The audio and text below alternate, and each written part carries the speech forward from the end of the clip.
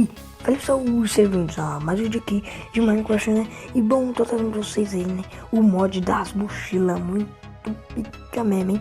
Eu falei que ia estar trazendo mod pra vocês, então se inscreva no canal se não for inscrito e bora pro vídeo.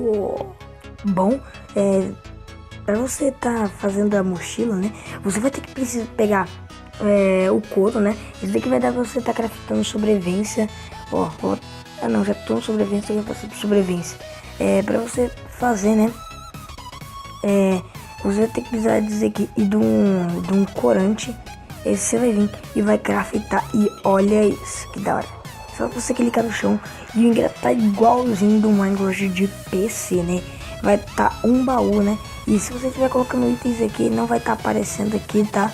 Ó, só vai estar aparecendo a mochila mesmo.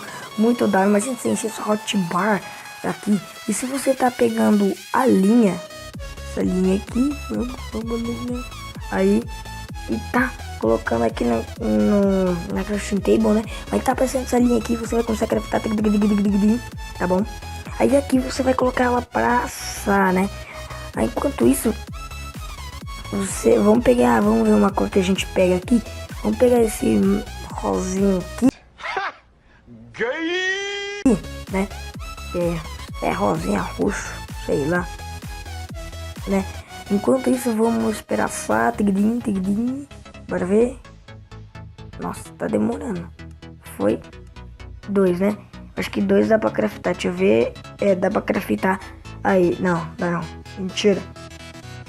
Nossa senhora. Meu Deus, vou dar um corte aqui. Aí eu já volto quando tudo estiver pronto. Logo após você ter assado, né? Você vai pegar e vai vir aqui na sua crafting table, né? E aqui vai estar a mochila maior. Logo após você ter feito ela, né? Você vai clicar e olha isso, vai ser um baú duplo, galera. Vamos colocar coisa aqui também, ó. Colocar uma mochila dentro da outra.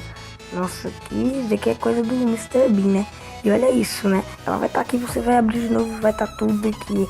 Nossa, mod muito, mas muito fica, né?